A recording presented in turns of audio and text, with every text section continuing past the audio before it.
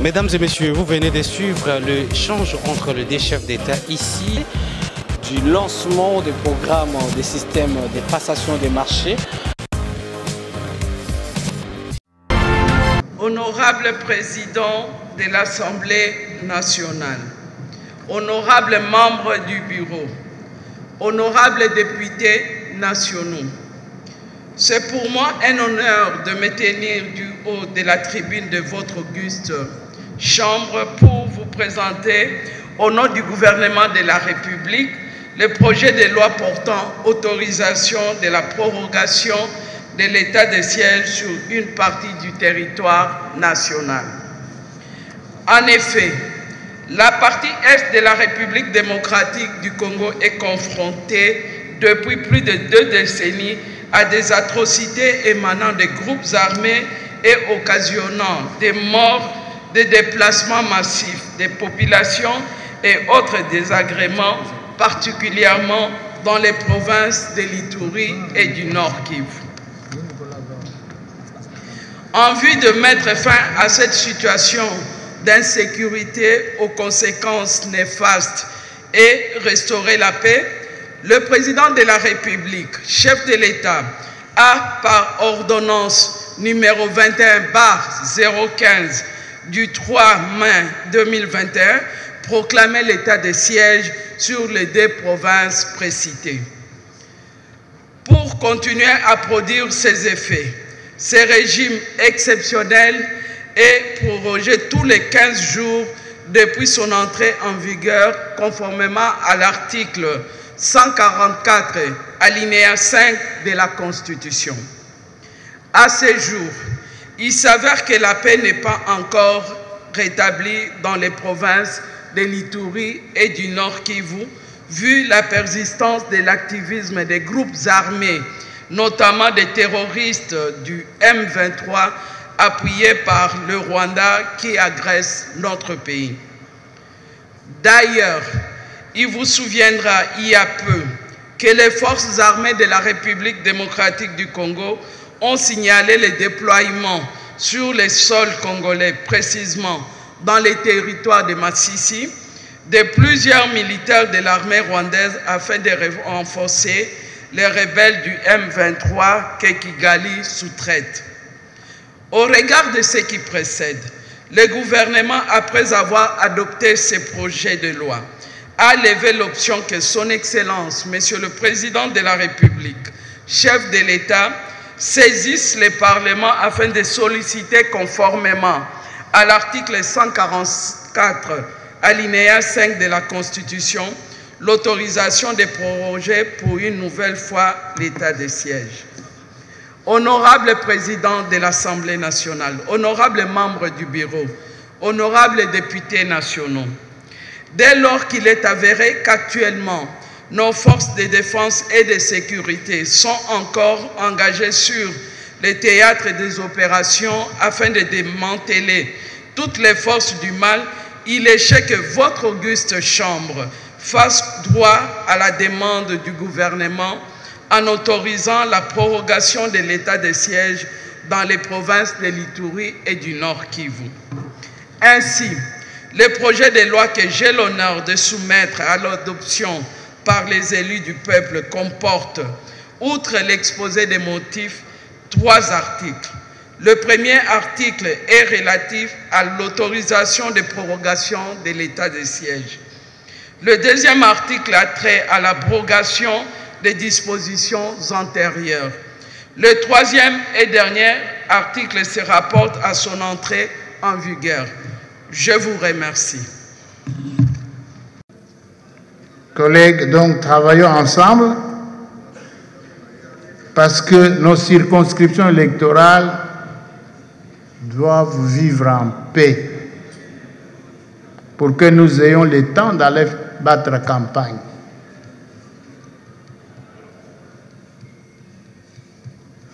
Le bureau est ouvert, disposé à recevoir tous les rapports des collègues de Kwamut pour les plateaux.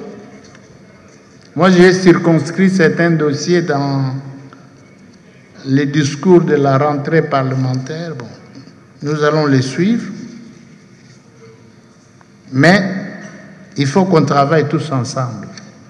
Il faut que nous nous échangions des informations sur cette situation. La situation sécuritaire du pays en général, et plus particulièrement du nord, Kivu, de l'Ituri, du sud Kivu, je crois du nord Katanga aussi, Kwamut, Bakata, non seulement Kwamut, il y a Bakata aussi, et les plateaux, une partie de la ville de Kinshasa.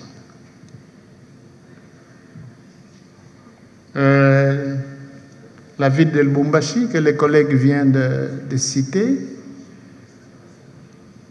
Notons tout ça, essayons d'y travailler, de rencontrer les responsables des différents services, des différents ministères qui ont en charge la sécurité et la défense aussi.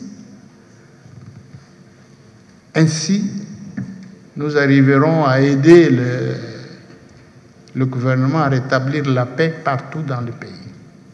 Bon, en fait, si nous avons opté pour des motions d'information, c'est parce que des fois les initiatives, d'autres initiatives de contrôle, des fois ne sont pas liées, pendant qu'il y a le danger qui nous vient. Aujourd'hui, il y a eu juste une petite pluie. Vous allez constater comment Kinshasa est en train d'être inondé. Et avec ça, si on ne fait pas attention, on se retrouvera un jour engloutis nous tous. L'exemple, c'est juste devant le palais du peuple, là où nous sommes dans un état, en tout cas, déplorable. C'est ce que j'ai fait voir. J'ai attiré l'attention parce que des fois, nous nous habituons à des situations anormales. On est habitué à l'insécurité, on trouve ça normal, on est habitué à des inondations, à des érosions, à des embouteillages, ce qui n'est pas bon. C'est ce que nous nous sommes lancés à alerter, c'est pas averti en tant qu'élu, et la représentation nationale. J'ai aimé la réaction du président parce qu'il s'est senti lui-même touché. Il pouvait sortir pendant qu'il pleuvait, il pouvait aller où, quelle voie qu'il pouvait emprunter. Au cas où on aurait, admettons que c'est le jour que le roi des Belges ou le Saint-Père venait, ou encore les présidents français venaient, ils pouvaient alors bien nous insulter parce qu'il n'y a pas de passage.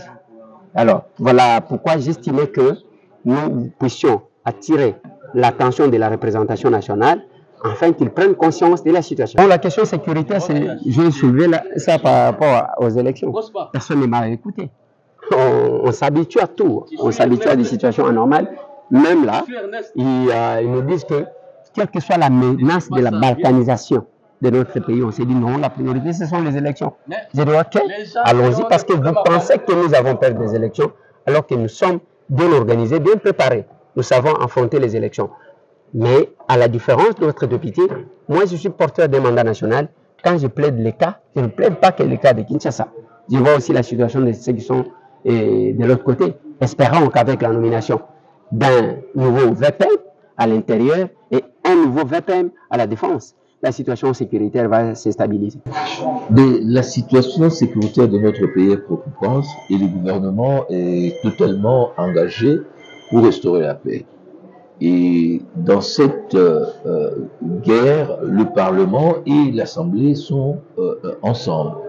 Et j'ai simplement porté à la connaissance de la plénière que nous avons eu une rencontre avec le Premier ministre, les nouveaux vice-premiers ministres de la Défense et les vice-premiers ministres de l'Intérieur, ainsi que le ministre des Affaires humanitaires et de la Justice. Donc nous avons discuté de toutes ces questions et on nous a donné l'ensemble d'informations relatives à la situation sur le terrain et nous sommes engagés à travailler ensemble. Donc à partir de ce moment-là, il était de mon devoir de porter à la connaissance des députés que nous sommes tous préoccupés, que nous n'allons pas nous chamailler, des tirailleries pour annoncer 2-3 petites questions alors que nous devons plutôt travailler ensemble. Mais les questions de la défense ne sont pas étrangères au président Bemba. Je crois que sur ce côté-là, nous pouvons être tranquilles, que ce soit à Ituri où il a évolué pour essayer de mettre la paix entre les communautés Maïlembe ou dans le Nord Kivu. Vous savez que l'MLC à un certain moment a fait front avec le FLC, donc je crois qu'il connaît les terrains. Bon, le contexte est peut-être différent, mais je crois que si nous travaillons tous en regardant la même direction, il peut arriver à des résultats non négligeables. Nous avons observé avec la grande déception nos collègues députés nationaux ignorants de la situation de l'Est. Comment ils sont en train de proroger, comme qui dirais-je, un mouton qui marche, un troupeau de moutons, voulais-je dire, qui marche lorsque un brebis tombe, ou un mouton tombe dans le trou, tous les autres vont se déverser. Je qualifie mes amis d'ignorants dans le sens où ils ignorent à 100% ce qui se passe à l'Est. Et vous savez, il y a un adage qui dit, lorsque un crocodile te donne une information sur l'hippopotame, il faut croire à son information parce qu'ils vivent ensemble sous l'eau. Moi, je parle en tant qu'Itourien. Je suis Itourien de père et de mère. Mon épouse est Itourienne, toute ma famille est Itourienne et je vis en Itourie. Nous l'avons dit plusieurs fois. Malheureusement, on cherche à faire un sourd de et on ne nous écoute pas. L'état de siège a échoué lamentablement. Je dis bien lamentablement, l'état de siège a échoué. Je me demande pourquoi s'accrocher à quelque chose qui a produit un résultat catastrophique. Aujourd'hui, les animateurs de l'état de siège ne combattent plus à l'Itourie. Ils sont en train de faire leurs affaires, sont en train d'exploiter de l'or, en train de trafiquer. Et ils sont même devenus ennemis aux groupes armés. Moi, je le dis bien, par preuve, je suis Itourien, je vis en Itourie, et je circule en Itourie. À mettre reprises, j'ai trouvé les militaires FARDC assis ensemble avec les rebelles de Kodeko en train de boire ensemble. Et ici, nos collègues, je répète, ignorants, continuent à proroger.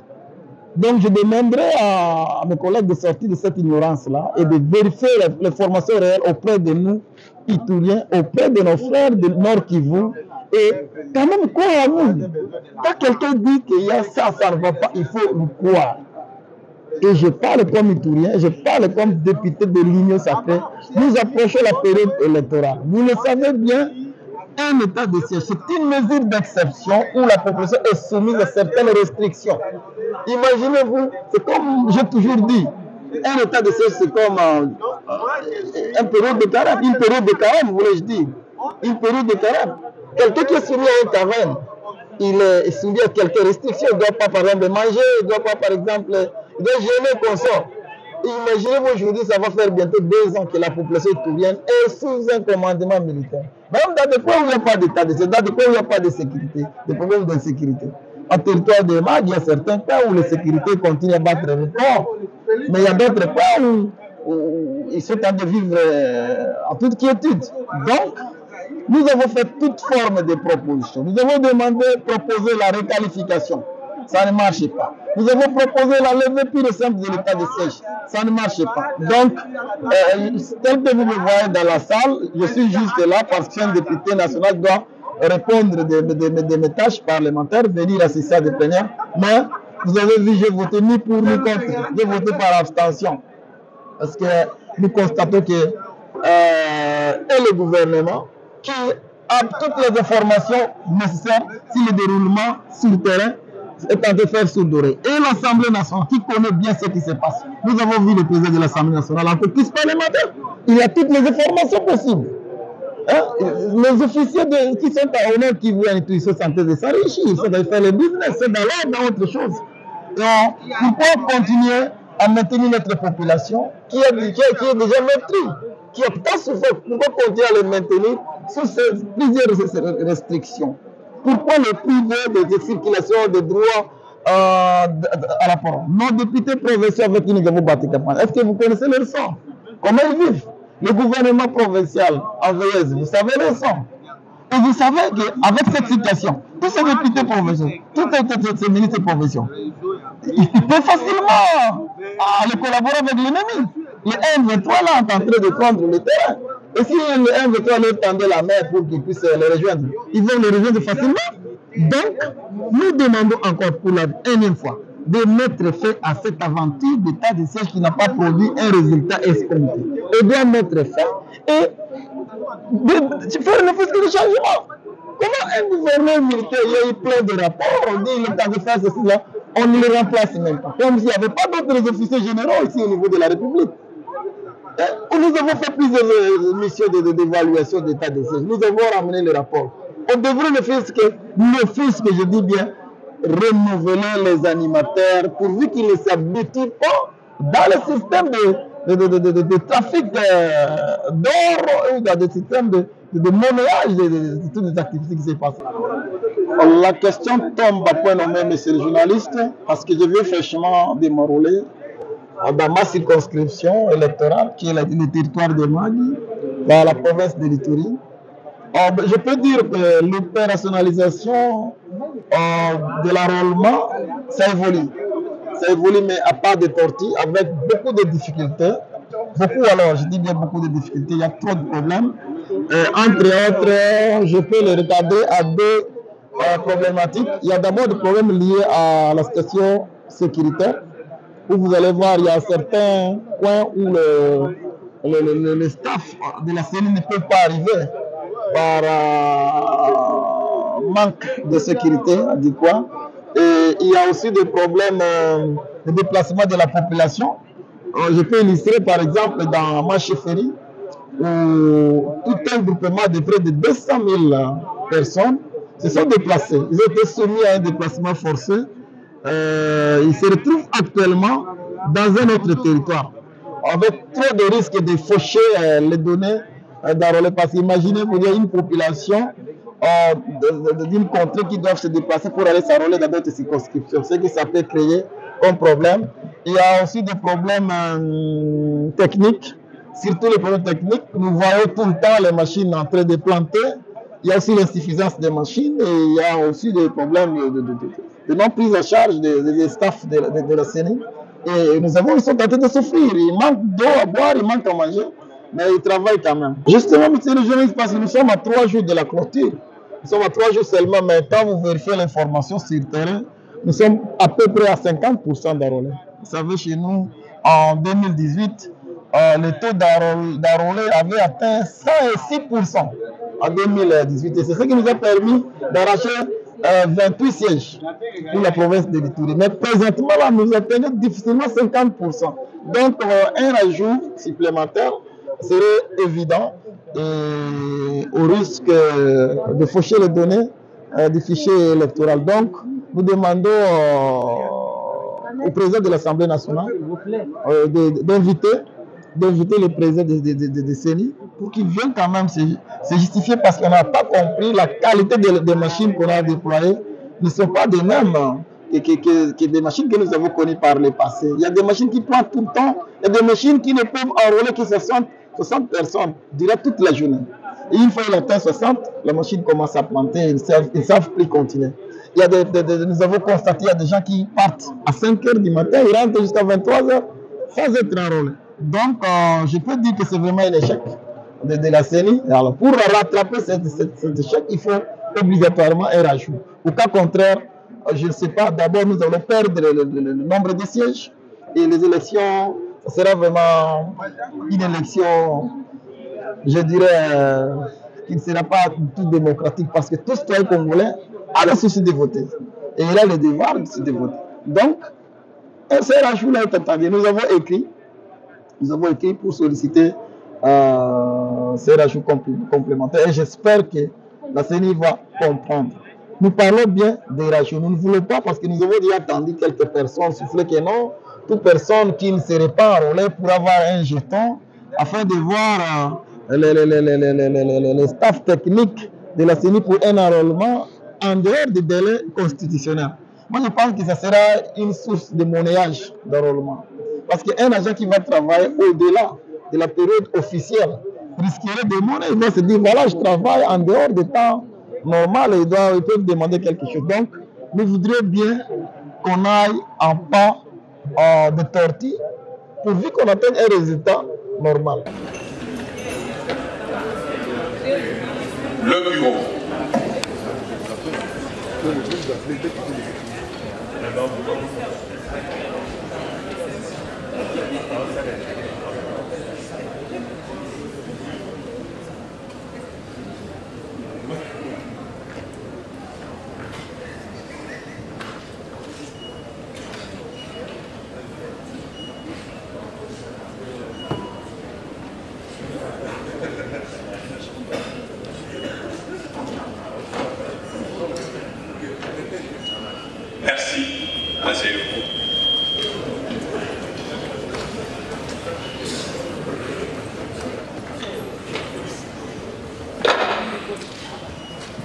séance est ouverte. Nous présidons la présente séance en application de l'article 33, alinéa 2 de notre règlement intérieur. Voici les résultats de présence sur base des signatures apposées sur la liste placée à l'entrée de la salle. 66 sénateurs sont présents, un siège à pourvoir. Les quorums étant atteints, nous pouvons siéger valablement conformément aux dispositions de l'article 85 alinéa 1.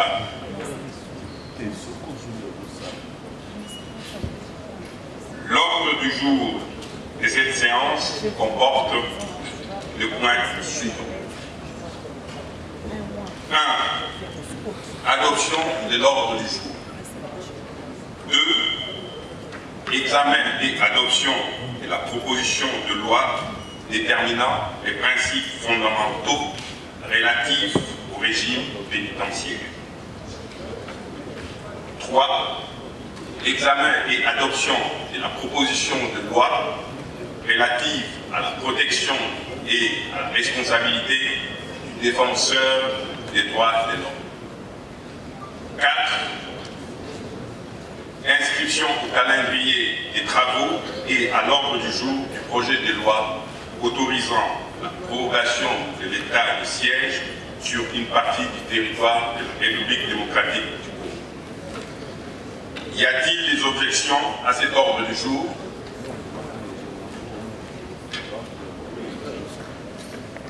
Merci, Monsieur le Président, pour la parole. En nous référant au communiqué du protocole, il nous a été demandé qu'il y aurait un seul ordre du jour, un seul point à l'ordre du jour. Voici que maintenant nous en avons 3. Et certains de nos documents, nous ne les avons pas amenés. La question que je pose, allons-nous nous référer à cette convocation ou nous devons plutôt considérer ce que votre présidence vient de donner comme ordre du jour? Il y a une petite confusion. Le rapporteur me signale que nous allons traiter que l'autorisation de projet. Pouvons-nous l'adopter tel que avec le seul point inscrit à l'ordre du jour.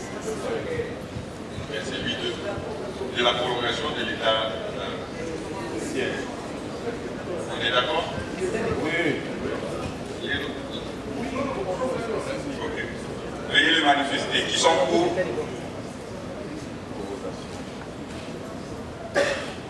Qui sont contre? Qui s'abstiennent? Les deux autres matières, les rapporteurs me fait savoir que les deux autres matières seront envoyées plutôt en commission. Elles ne seront pas traitées en plénière. Je donne la parole au rapporteur. En fait, les deux matières ont été programmées parce que, si vous vous rappelez, nous les avons inscrits au calendrier de cette session de mars. Ce sont des projets de loi que nous avons reçus de l'Assemblée nationale et il fallait normalement que nous votions l'inscription au calendrier afin que nous les envoyions au niveau des commissions pour que les travaux commencent. Voilà pourquoi, pour donner des précisions à l'honorable Chikes, nous n'allons pas traiter les deux matières, nous devons les inscrire pour les envoyer en commission. C'est un peu ça la procédure. Je crois que peut-être je demanderai avec votre autorisation si le président peut refaire les votes pour les deux matières, comme ça qu'on les inscrive et qu'on puisse les envoyer en commission. Merci. Alors, après les explications du rapporteur, est-ce que nous pouvons inscrire les deux matières qui iront en commission et nous allons juste statuer sur la prorogation de l'état de siège? Est-ce que vous êtes d'accord? Oui. Qui sont pour? Qui sont contre? Qui s'abstiennent?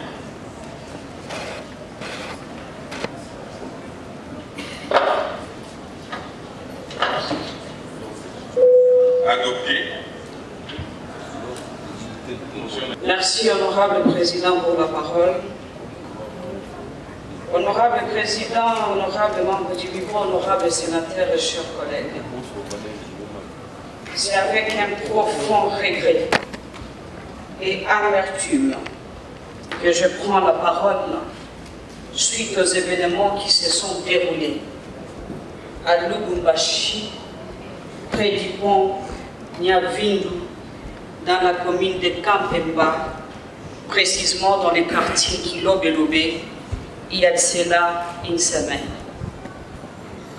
Honorable Président, d'après les informations à notre connaissance, quelques éléments de l'armée congolaise ont ouvert le feu à bout portant sur un groupe de jeunes qui s'est rassemblé à Lubumbashi, tuant plus de 25 parmi eux. Et pour se sauver de cette embuscade, d'autres se sont jetés dans les canals Nyavindu. Ne sachant s'en sortir, ils se sont noyés malheureusement.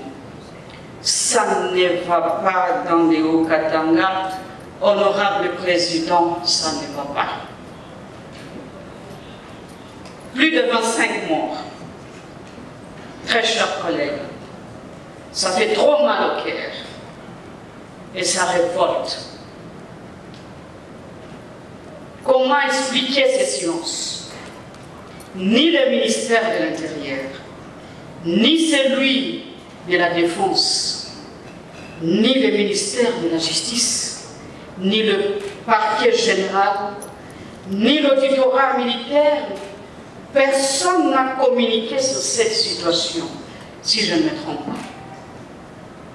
À quelle hauteur, chers collègues, faut-il que le paisible Congolais meure pour qu'on sente l'implication et l'intervention du gouvernement congolais? Nous ne savons pas si ces éléments ont agi seuls ou sous commandement d'une autorité quelconque.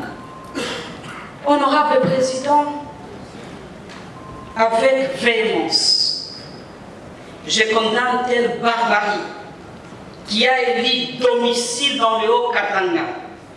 Je condamne le silence aphone plutôt du gouvernement ainsi que de ses tentacules. J'exige qu'il soit immédiatement ouvert une enquête en vue d'établir les responsabilités de tout un chacun dans ces événements. Qu'un procès équitable soit ouvert et que des sanctions sévères soient prises à l'encontre des autorités et des auteurs de ces exactions. Par ailleurs, honorable Président, très chers collègues, toujours dans la ville de Lubumbashi, plus précisément,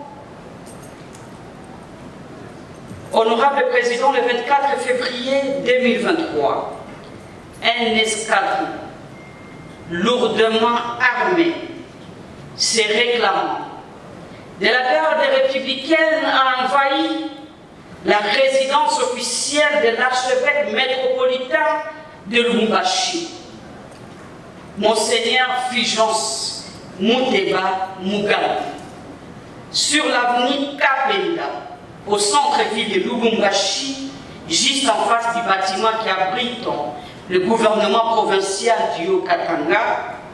Ce peloton a également inspecté systématiquement la cathédrale Saint-Pierre et Paul. Sans ordre de mission, 9 de ces hommes de troupes aguerris, parmi lesquels 2 personnes de race blanche, ne s'exprimant qu'en anglais, ont semé un climat de terreur à l'archevêché et se sont mis à la recherche de l'archevêque. Manifestement, ils avaient une mission obscure. Honorable Président, honorable membre du bureau, honorable sénateur et très chers collègues, cette double violation flagrante des domiciles et d'un lieu de culte est fondamentalement contraire aux droits élémentaires de la personne humaine et à la liberté religieuse reconnue par la Constitution de notre pays. Elle est surtout contraire à la lettre et à l'esprit de l'accord cadre sur les matières d'intérêt commun signé à la Cité du Vatican le 20 mai 2016 entre les Saint-Sièges et la République démocratique du Congo. Dans cet hémicycle, honorable président, nous avons plusieurs catholiques. Et nous savons tous que le lieu d'Égypte est sacré. Depuis ces événements, malheureusement, honorable président, aucune réponse claire ni éclaircissement n'est donné sur cet événement fâcheux. Aucune enquête n'est diligentée, aucune condamnation ferme de la part des autorités établies sur cette opération militaire abusive et inappropriée, et aucune sanction à l'encontre de ces hommes de troupe dont nous avons besoin à l'est du pays pour combattre les agresseurs de la République démocratique du Congo. Trop, c'est trop. Nous pouvons comprendre qu'à l'est du pays, nous perdons nos concitoyens à cause d'une guerre injuste, mais pas dans les Haut-Katanga à l'occasion de rien. Le pays nous appartient tous. En conclusion, honorable président, pour marquer mon indignation face à toutes ces deux situations évoquées, acte inacceptable de barbarie sur le sang de mes frères et sœurs, de mes compatriotes, qui coulent innocemment dans le Haut-Katanga, je décide donc de suspendre ma participation à la plénière de ce jour. Honorable président, j'ai dit et je vous remercie. Par écrit, pour que nous puissions voir dans quelle mesure, par rapport à ce que vous venez de nous dire, voir comment est-ce que nous pouvons saisir les structures compétentes pour avoir des éclaircissements par rapport à cette situation. Je pense que j'ai été claire dans ma motion d'information ces jours au Sénat congolais concernant les jeunes qui ont perdu leur vie, les militaires qui ont eu ouvert le feu sur les paisibles citoyens à Lubumbashi, des Nkatangais. Personnellement, je viens de faire presque 2 mois dans ma circonscription électorale qui est le Haut-Katanga, et je ne peux que dire à la nation que ça ne va pas. Ça ne va pas au Katanga, ça ne va pas dans le Haut-Katanga, et je pense que ce silence du gouvernement congolais nous inquiète de plus en plus. On ne peut pas comprendre comment les militaires peuvent librement tirer sur des gens à Lubumbashi, à l'occasion de rien. Et voilà, ce sont des jeunes qui sont partis près de 25. C'est vraiment inacceptable. Nous ne pouvons pas continuer à accepter des choses comme ça. Que nous demandons la justice et que les enquêtes soient menées, et que nous voulons savoir si c'est ce commandement de qui exactement tuer sur les gens. Et c'est tous les jours que les gens meurent à Lubumbashi. Il n'y a pas la guerre à Lubumbashi. Qu'est-ce qui justifie tous ces morts chaque jour à Lubumbashi? C'est inacceptable, c'est un peu de trop. Donc on a comme l'impression qu'il y a un complot qui ne dit pas son nom. Et nous devons tout faire pour arrêter, mettre fin à tout ça. C'est inacceptable. Nous ne pouvons pas continuer à accepter des choses comme ça. C'est révoltant et nous n'allons pas accepter cela. Il faut arrêter. Les morts de trop, nous n'allons pas accepter ça. Et moi, je pense que nous sommes dans un pays des droits et les responsabilités, les personnes qui ont autorisé tout ce qui se passe, je pense que la justice doit faire son travail. Alors je viens de suspendre ma participation à la plénière de ces jours, un signe de protestation, en guise de protestation, pour essayer un peu d'élever la voix. Une concession gétamine et on la cède à des étrangers. Honorable Président, je terminerai mon intervention en rappelant que notre pays doit rester ouvert aux accords de divers investisseurs, sans développer des préjugés idéologiques ou raciaux à l'endroit des uns ou des autres. La Colombie, les Chinois, les Américains, les Européens, les Australiens, les Indiens, les Ivoiriens, les Sud-Africains, les Zimbabwéens et bien d'autres nationalités travaillent côte à côte avec les Congolais. Ne transposons pas sur notre territoire des conflits d'intérêts qui ne nous concernent pas. J'ai dit et je vous remercie. Merci. Étant une motion d'information, je n'appelle pas à un débat, mais j'aimerais quand même attirer votre attention par rapport à cette question qui est une préoccupation quand même assez importante pour le gouvernement et que la question est traitée déjà. Nous devons faire confiance à notre gouvernement et ainsi qu'à la justice qui s'attelle déjà à cette question. Si vous avez des éléments nouveaux concernant les dossiers, vous faites parvenir ça par écrit et nous en ferons l'acquis des droits pour ces dossiers. Mais le dossier est quand même un dossier qui est déjà en cours de traitement et vous-même vous avez dit qu'il y a des négociations qui se font au niveau de la présidence pour pouvoir trouver des solutions idoines quant à la question. Donc s'il y a des recommandations, vous faites parvenir par écrit et nous allons essayer d'envoyer ça à qui des droits pour que ces recommandations soient prises en compte. Merci. L'ordre du jour numéro 3 étant adopté. Sur 109 membres qui composent le Sénat, 78 membres ont pris part au vote. 74 membres ont voté oui. 3 membres ont voté non. 1 membre a voté abstention. En conséquence, le Sénat vote le projet de loi portant autorisation de la prorogation de l'état de siège sur une partie du territoire de la République démocratique du Congo. Je signale que ce texte de loi sera transmis au président de la République pour promulgation.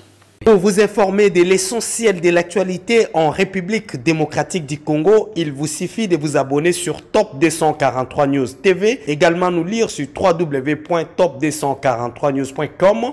Au nom de toute la rédaction, nous vous remercions.